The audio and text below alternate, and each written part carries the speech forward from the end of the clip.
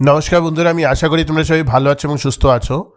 প্রচণ্ড জ্বর এবং সর্দির কারণে গত 4-5 দিন ধরে আমি ভিডিও করতে পারছি না। আজকেও গলাটা ভালো নয়, একটু আস্তে আস্তে কথা বলবো।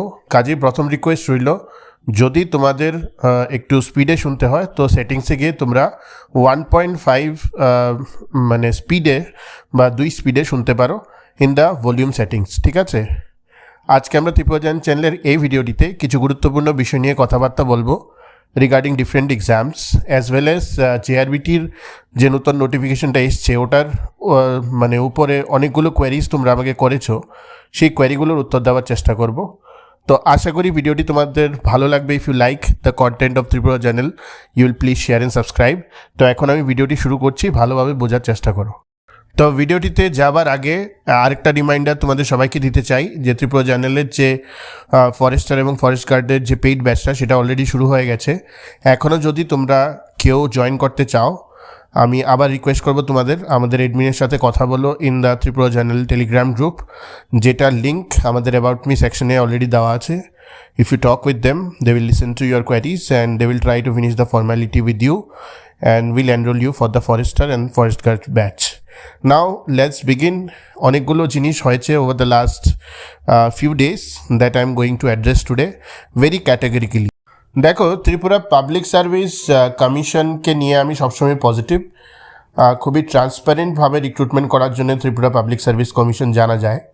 কিন্তু রিসেন্টলি যখন আমি কম্বাইন্ড 3 এর মেইনসের স্কোরশিট সামারি যখন যেটা বেরিয়েছে সেটা যখন দেখলাম, কয়েকটা জায়গায় আমার খুবই খটকা লেগেছে। আমার কাছে না হলেও 7টা থেকে 8টা এরকম সামারি স্কোরশিট এসছে যে ইংলিশ পেপারে 80.5 পেয়েছে আউট অফ 100, কিন্তু জিএস পেপারে 35 এবং 4-5 মার্কের জন্যে পাইনি।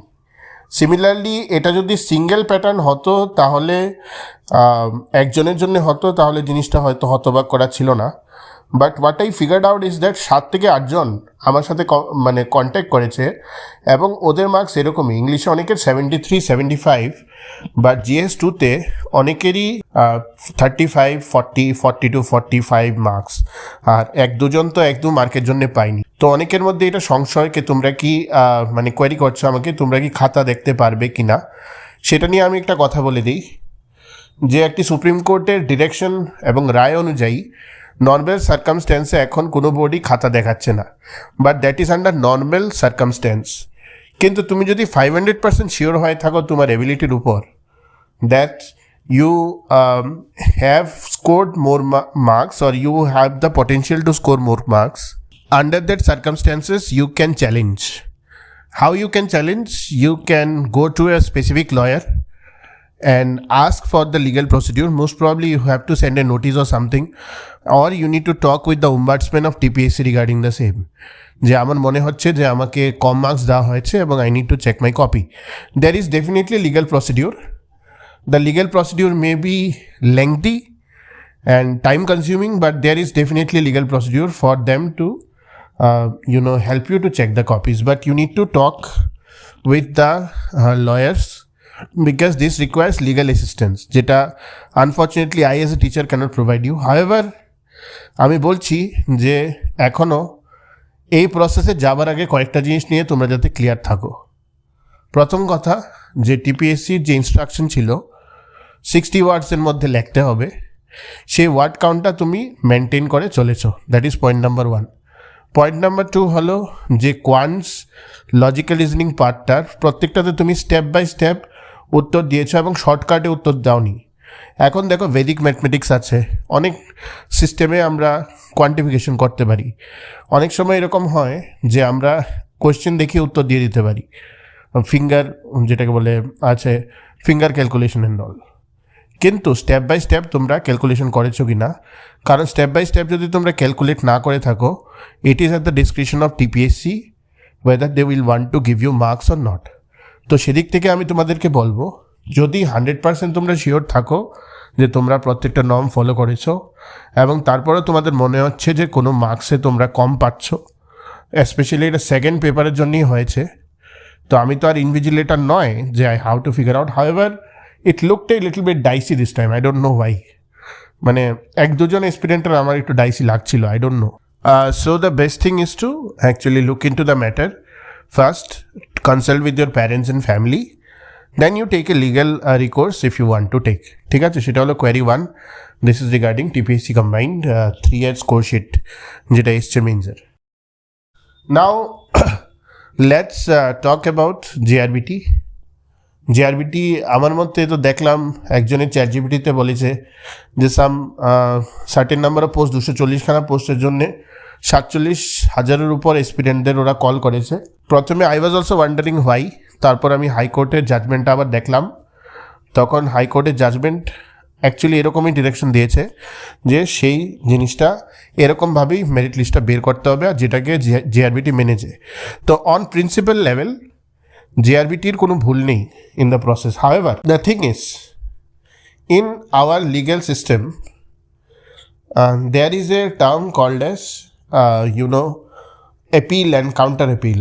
ঠিক আছে, হাইকোর্টে একটা জাজমেন্ট দিয়েছে, ভালো কথা, তুমি এটা মেনে নিয়েছো, ভালো কথা, কিন্তু তোমার এখানে বুঝতে হবে যে এইরকম একটা জাজমেন্টকে তোমার ইমপ্লিমেন্ট করতে হলে তোমার কতটা সময় এবং হার্ডওয়ার্ক যাবে। The more time consuming it is, more chances of again having some loophole is there. ঠিক আছে, তো আন্ডার দ্য সার্কামস্ট্যান্সেস একটা কিন্তু ক্রস অ্যাপিল জিআরবিটি বোর্ড করতেই পারতো, যে আমরা যে নেক্সট ইন লাইন মেরিট লিস্টে আছে ওদেরকে আমরা যাতে জিনিসটা দিয়ে দিতে পারি for the pump operator part, এবং হরাইজেন্টাল আর ভার্টিক্যালের জন্যে যেটা আমরা রিজার্ভেশন পার্টটা আছে পিএইচে সেটা আমরা দেখে নিতে পারি অ্যাকর্ডিংলি। এটা তোমরা অনেকে আমাকে জিজ্ঞেস করছো এটা করা যেত কি যেত না। তো আমিও এটা নিয়ে স্টাডি করলাম। স্টাডি করে যে জিনিসটা আমি বুঝতে পারলাম সেটা হলো actually there was no cause for appeal.